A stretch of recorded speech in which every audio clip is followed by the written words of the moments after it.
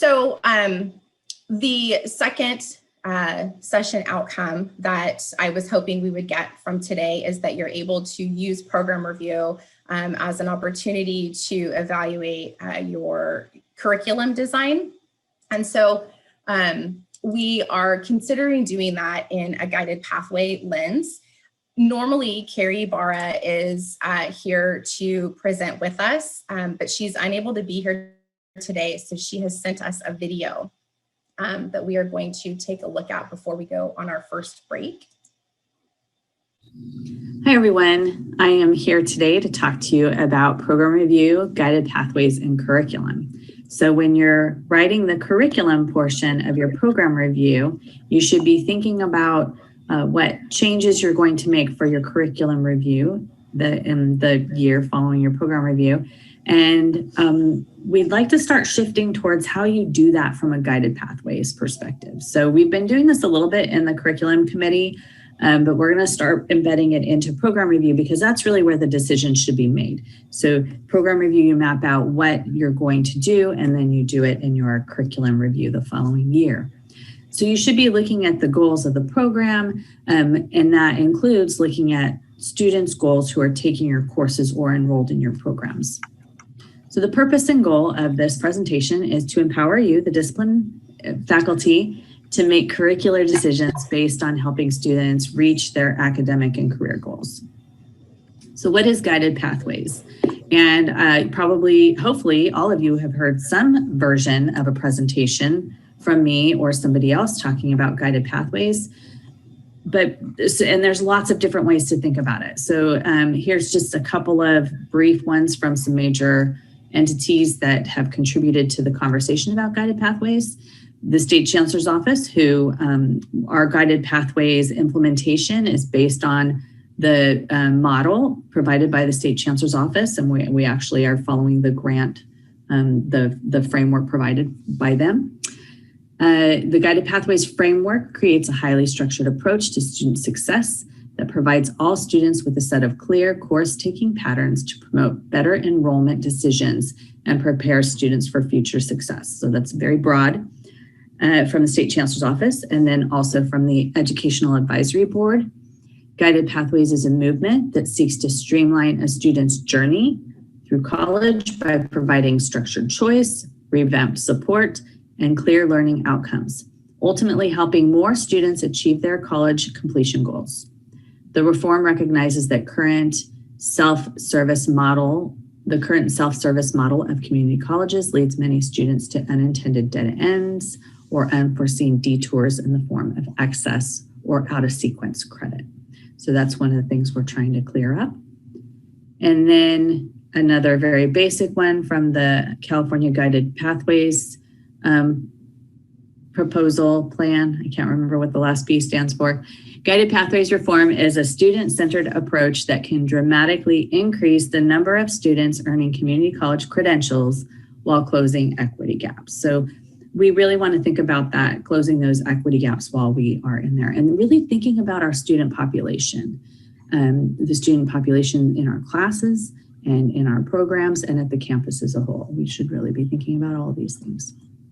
So this is also from the State Chancellor's Office, and this is the connecting the dots is what they call this. So this is everything we do. So Guided Pathways Reform is college redesign as a whole. So I think of Guided Pathways with a little GP and a big GP. The big GP is the entire project, the redesign. So the curricular maps, that's the little GP. And we're primarily in curriculum focused on those things, those little GP, but it's important to understand the broader framework. So everything we do, every person on this campus is here to help students achieve what is called the Vision for Success goals. These are the State Chancellor's Vision for Success goals. So all students, we are trying to help them get to employment or transfer or a degree or certificate. So those are the things that we're trying to help them do. And in doing that, the State Chancellor's Office has set goals that we want to decrease the number of units to completion And we want to close equity gaps. So where students, if we have disproportionate impact for completion, which we do, we want to close those gaps. So the guided pathways framework is how we do this. And then we have the tools, the reforms. I'll talk a little bit about that. I'm going to focus on, so the student-centered funding formula is one of those tools. So how we do that. There's 4 pillars of guided pathways: clarify the path, enter the path, stay on the path, ensure students are learning. And this involves various people on campus. It involves all of us, but different pillars involve people to different degrees. So let me show you. For curriculum, it really focuses on clarify the path for students. So do we have detailed information on target career and transfer outcomes, course sequencing, creating those course sequences, having critical courses, contextualized or complementary general education courses, embedded awards, program milestones, and making sure we have our appropriate math classes aligned to the programs. So going back to this slide, when we're thinking about curriculum and looking at these goals, how are my courses, are the courses in my program and the program itself leading to these things? So how can I think about decreasing units to completion? So that doesn't necessarily mean, it could mean, but it doesn't necessarily mean making your classes with less units. It certainly can mean that. But are students confused about what courses they need to take? Or do you have too many classes in your area to where students are not able to take the appropriate courses when they need them? So those are some of the things we're thinking about.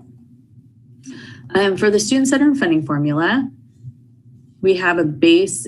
So we used to get the same amount of money for every student coming in, which was this 5,000 number. So with the student-centered funding formula for the majority of students, for our general students, they lowered that by about, I can't do quick math, but $1,500 or so. And that's made up in what's known as the student-centered funding formula. So all of these are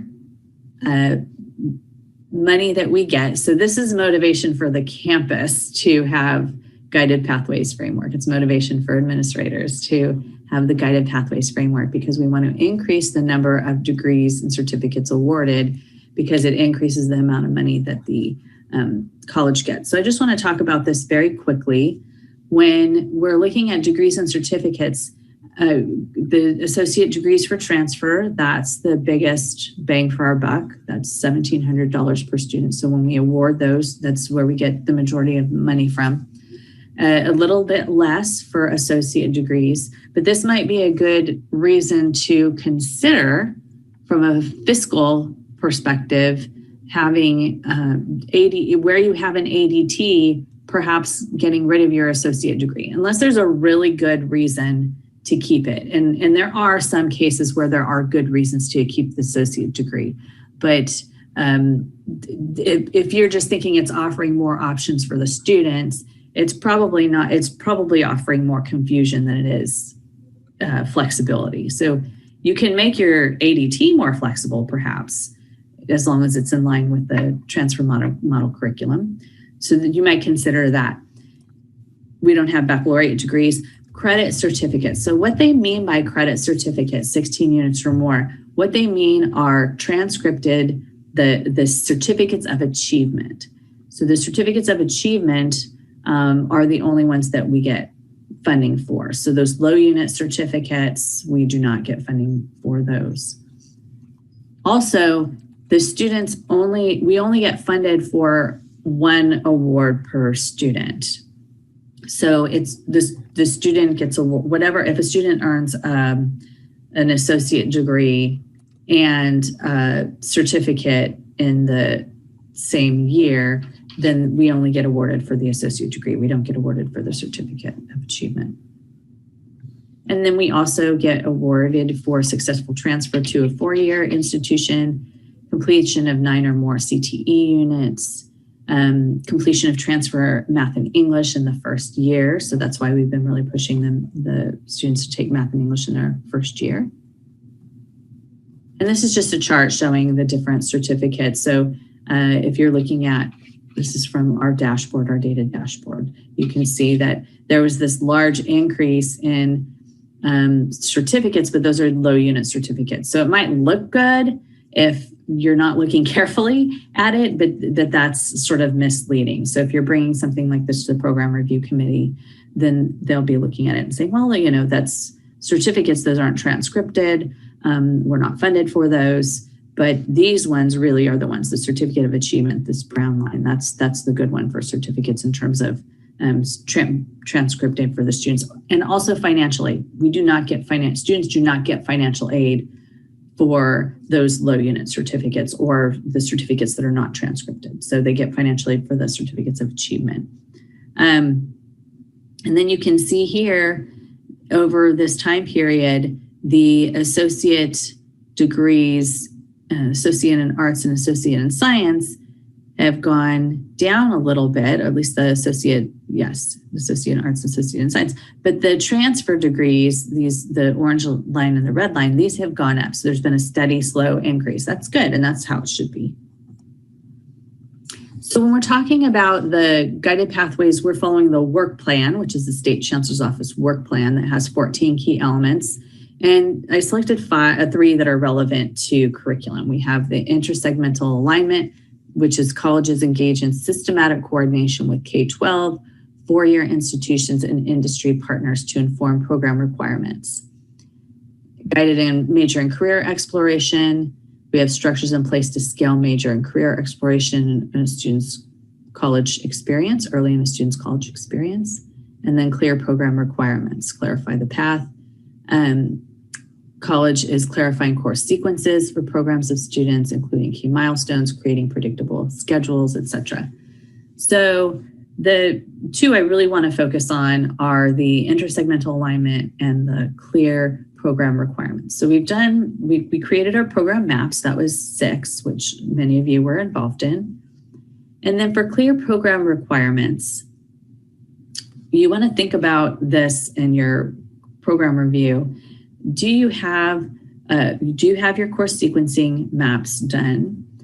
Have you worked with your counselors in the area? Have you talked to your dean? And when you're looking at if you work with your dean on scheduling, then are you looking at whether or not courses are scheduled so students can take them in an appropriate amount of time to complete? So if you're looking at, if you have a lot of courses and you're offering a class every other year and you're requiring it for the major and a student has to take it at a particular time, then that's not very realistic in terms of helping students achieve their goals. So you're better off having fewer choices that you can offer more often versus having several choices. And I've done this myself, or we have in philosophy, where we've looked at our courses and determined that there's these 3 courses that we're requiring for the major, but we're only able to offer them once a year. And students, if we're offering it at 2:00 on Tuesday and a student has to take a lab that day or they have to work, then that's not very feasible.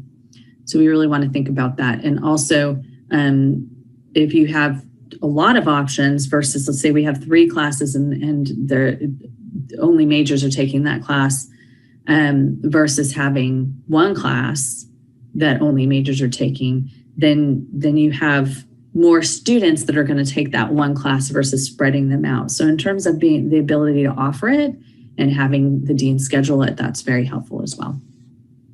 And then for intersegmental alignment, if you're a transfer program, so if students are taking your courses primarily for the purpose of transfer, you want to look at what's required at the 4-year institution. So if you're looking at your program, so in philosophy, I want to look at where my students are transferring. Most of our students transfer to Fresno State in philosophy. It's probably true in your program as well if you are a transfer program, but maybe there's another school that a lot of students transfer to. So it's good to ask for that data from IR. And then what's required there at the lower division level?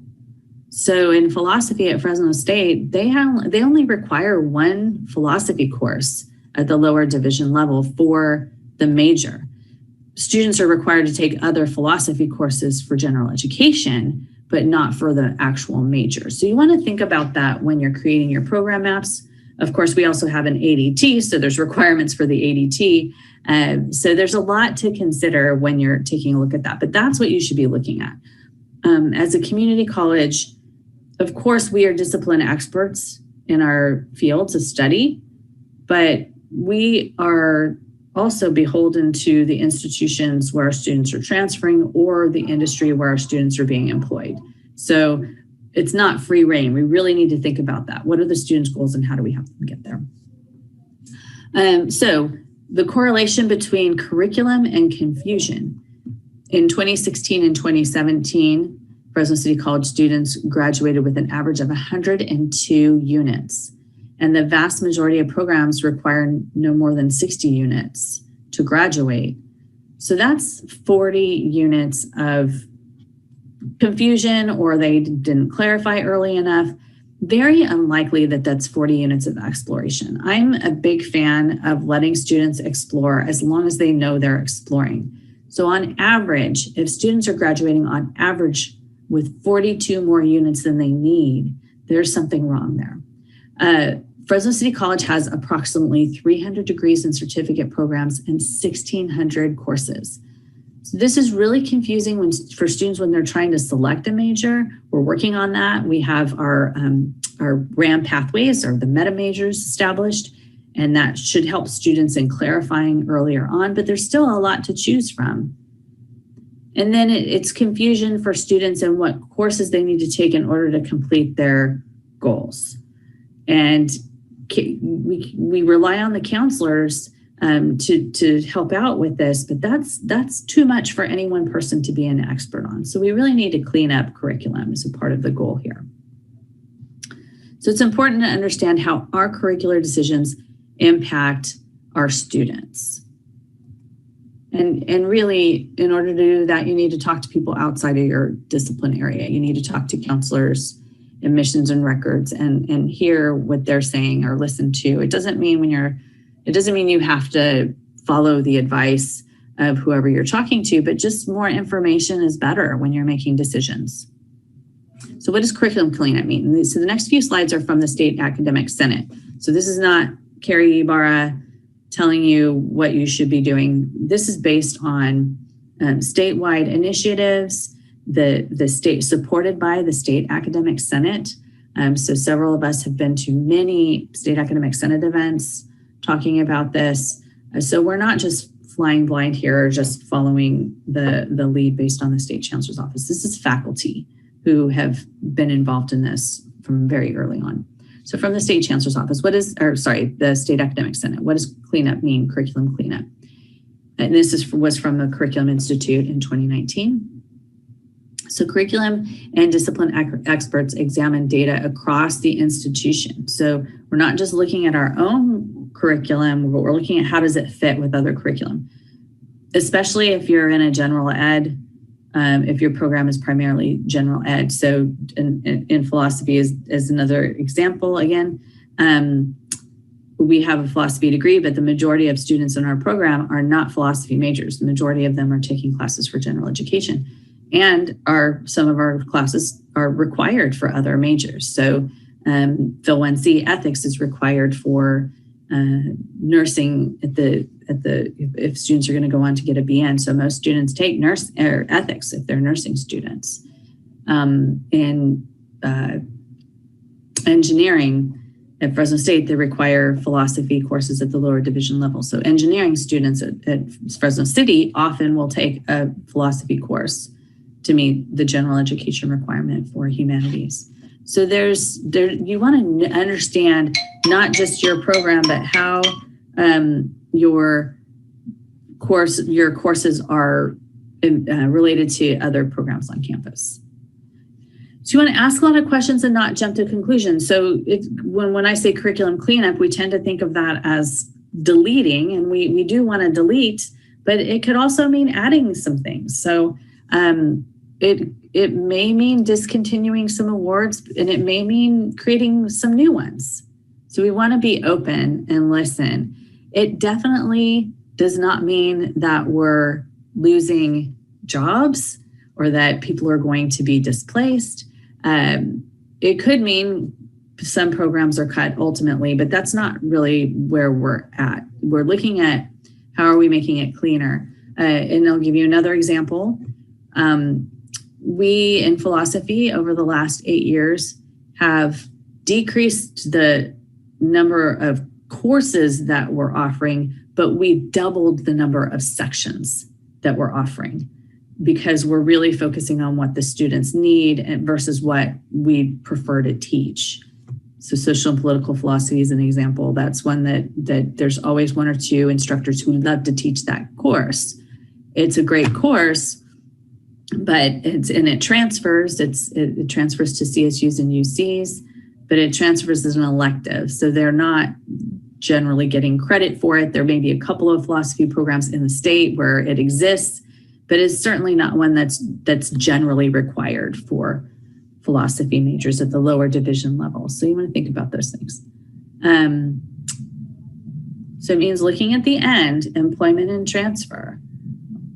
That's helping students reach their goal and then going backwards versus thinking about what do I think students need as a philosophy major, or what do I think they need? It's not about what I think they need. It's about what's required for them to reach their goals.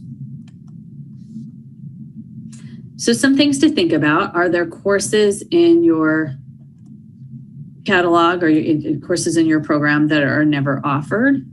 Are there programs in your catalog? This was really for curriculum chairs, but things to think about. Are there courses in your program that have never existed? Are there programs in your area that have never existed or no longer exist? Are there certificates and degree options that have never been awarded? And then who's responsible for the cleanup decisions. That's what we're working on right now. So we're trying to work together and do this in program review.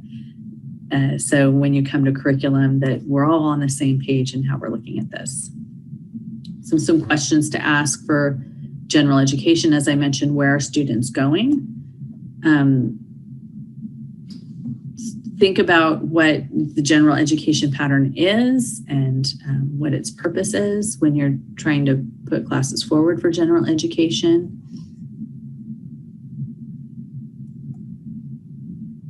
And then when we're thinking about jobs, if you're in a CTE area particularly, you want to think about how are students, what do they need to reach that goal? What's required by the industry partners? So some other questions you might ask. I talked about what courses are required at the lower division level.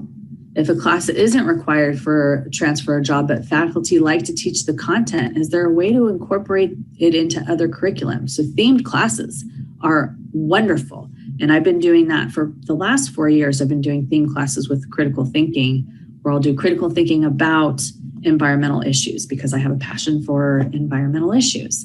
This semester I did critical thinking, this past semester, critical thinking about systemic racism. So if there's a topic you're passionate about, is there a way to incorporate it into an existing course, do a themed course versus creating a whole new course that may or may not help students achieve their goals? If it's going to help them achieve their goals, ultimately, then of course. Do courses in my program fulfill other requirements other than GE or my major? So are they required for other programs at Fresno City or Fresno State? Have you asked IR to help you understanding your students' goals and curricular needs? So how can IR, our institutional researchers, help you with that? One of the things we did, we actually, for philosophy, wrote our program review last semester. We're presenting this semester. And one of the things that we asked is for every course, we asked for who are our majors in our courses. And so we got a detailed list of in philosophy ones, and we had some surprises. We noted that in philosophy 1C, the majority of our students are business majors. That was a surprise for us. We have a lot of psychology majors. So there were some that we already knew about, engineering and nursing or allied health majors. We knew that those would be high, but we had some surprises. So are there things we can do to help help those students succeed. If we're looking at, okay, we have a lot of business students, can we do a business cohort for ethics and offer business ethics as a theme?